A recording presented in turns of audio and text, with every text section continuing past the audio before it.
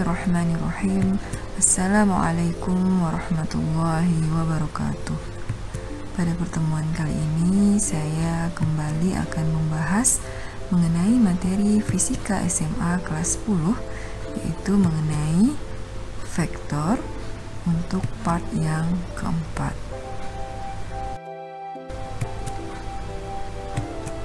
Pada pertemuan sebelumnya kita telah membahas mengenai penjumlahan vektor menggunakan metode analisis, yaitu aturan yang pertama itu aturan cos dan aturan sin.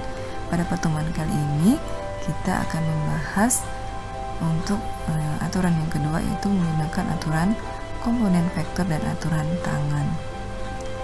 Pada pertemuan pertama kita telah membahas mengenai penguraian vektor. Jadi untuk pertemuan kali ini untuk aturan komponen vektor kita menggunakan penguraian vektor atau proyeksi vektor.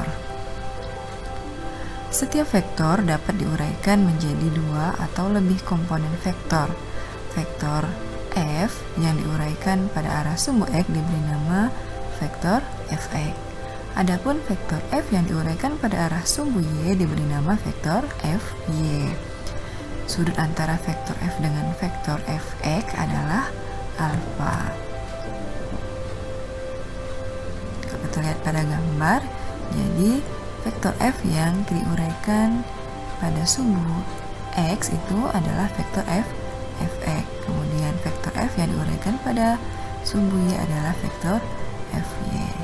Kemudian sudut yang terbentuk antara vektor f dan vektor fx adalah alfa.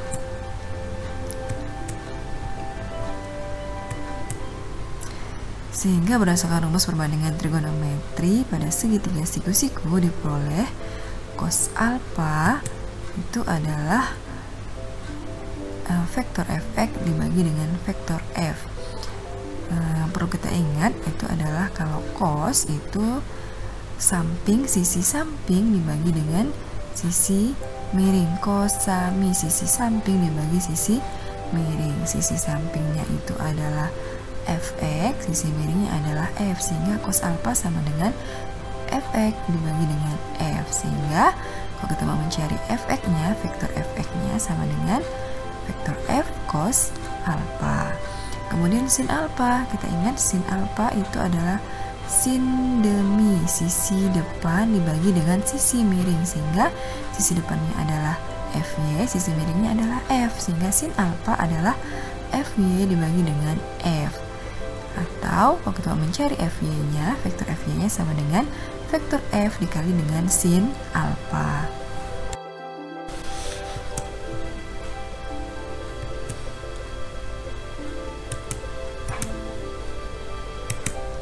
Nilai dan arah vektor ditentukan dengan cara untuk nilai atau besar vektor, besar f sama dengan akar dari fx kuadrat ditambah fy kuadrat. Sedangkan untuk arah vektor itu tan alfa sama dengan fy per fx.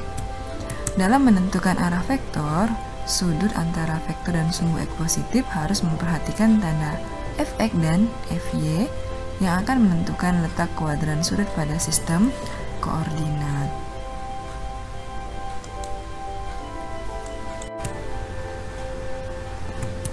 Sudut istimewa trigonometri. Ini ada tabel untuk sudut istimewa trigonometri untuk memudahkan kita dalam menghitung. Kalau perlu dihafalkan ya. Untuk sudut 0 derajat, 30 derajat, 45 derajat, 60 derajat, dan 90 derajat sudut istimewa. Untuk sin 0 derajat itu 0, sin 30 derajat itu setengah, sin 45 derajat setengah akar 2, sin 60 derajat setengah akar 3, sin 90 derajat itu 1. Kemudian cos 0 derajat itu 1, cos 30 derajat setengah akar 3, cos 45 derajat setengah akar 2, cos 60 setengah, cos 90 0. Tan 0 derajat 0, tan 30 derajat per 3 akar 3, tan 45 derajat 1, tan 60 derajat akar 3, dan tan 90 derajat itu tak terhingga. Cara mengingatnya itu antara sin dan cos itu kebalikan mengingatnya. Kalau sin 0 derajat itu 0, maka cos 90 derajat 0. Kemudian jadi diputar. Kalau sin itu kan 0, setengah akar 2, setengah akar 3. 1 kalau cos mulai dari 1, setengah akar 3, setengah akar 2, setengah, dan 0.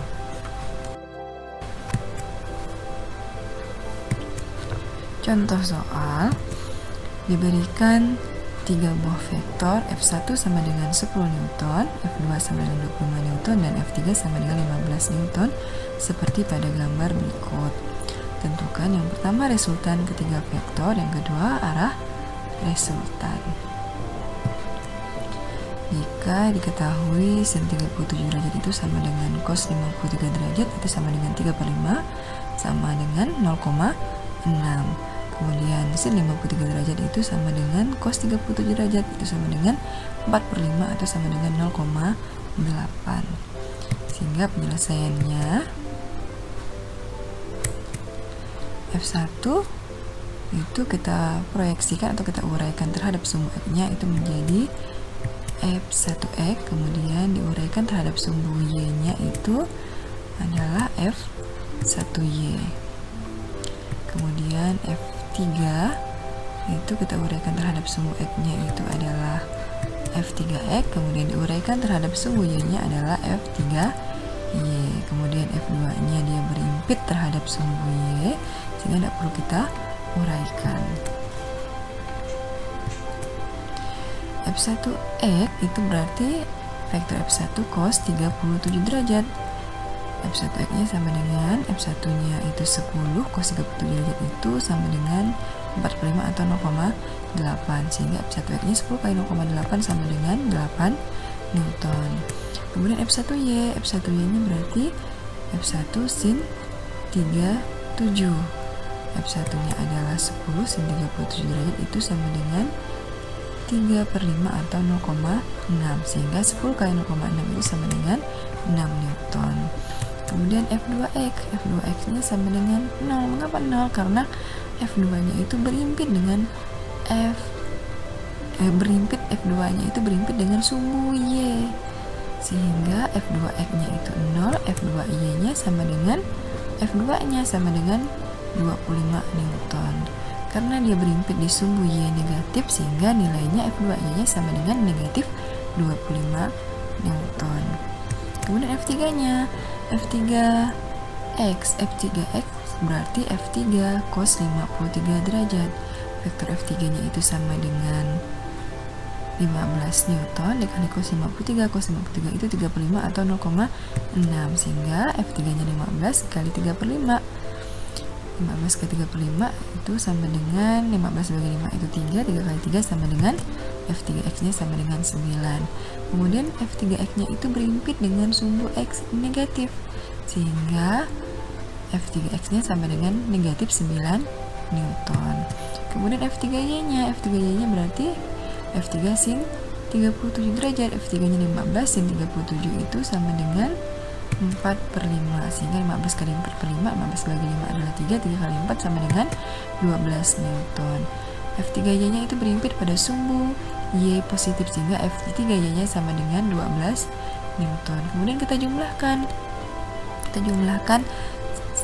terhadap sumbu X dan terhadap sumbu Y, berarti F1X tambahkan dengan F2X tambahkan dengan F3X, sehingga vektor Fx-nya F1-nya tadi 8 Newton, F2X-nya 0, F3X-nya negatif 9 Newton, sehingga jumlah Fx-nya itu sama dengan negatif 1 Newton. 8 tambah 0 tambah negatif 9 adalah negatif 1 Newton. Kemudian jumlah Fy-nya, F1Y-nya 6 Newton, F2Y-nya negatif 25 Newton, F3Y-nya 12 Newton.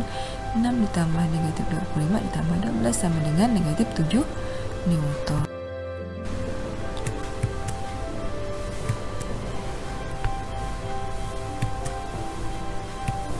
Sehingga besar resultannya itu sama dengan besar R sama dengan akar RE kuadrat ditambah RY kuadrat. RX-nya itu sama dengan negatif 1 Newton, kemudian RY-nya itu sama dengan negatif 7 Newton. Berarti besar R ya sama dengan akar dari R-nya tadi negatif 1 kuadrat ditambah R-nya negatif 7 kuadrat. Besar R-nya sama dengan akar negatif 1 kuadrat itu 1, negatif 7 kuadrat itu 49, berarti akar 1 tambah 49. Besar R-nya sama dengan akar 50. Akar 50 bisa kita sederhanakan sama dengan akar 25 kali akar 2. Akar 25-nya dikeluarkan dari akar itu sama dengan 5, berarti besar R-nya sama dengan 5 akar 2 Newton. Bagaimana dengan arah resultannya? Arah resultannya itu kita gunakan aturan tan. Tan alfa sama dengan RY per RE. RY-nya itu negatif 7, RE-nya negatif 1. Sehingga alfa sama dengan arcus tan negatif 7 per negatif 1. Atau alfanya sama dengan tan pangkat negatif 1. Kalau kita gunakan di dalam kalkulator, tan negatif 1 pangkat negatif 1 dari negatif 7 per negatif 1 itu sama dengan tan pangkat negatif 1 dari 7. Kalau kita, karena dia bukan sudut istimewa, maka jawabannya sampai di sini saja. Namun jika kita menggunakan kalkulator, bisa kita cari berapa tan pangkat negatif 1 dari 7. Itu sama dengan alfanya berarti 81,87 derajat. Semoga video kali ini bermanfaat. Jika masih ada yang ingin ditanyakan atau masih ada yang belum dipahami, silakan masukkan di dalam kolom komentar. Terima kasih telah menyaksikan video ini. Saya cukupkan sampai di sini. Wassalamualaikum warahmatullahi wabarakatuh.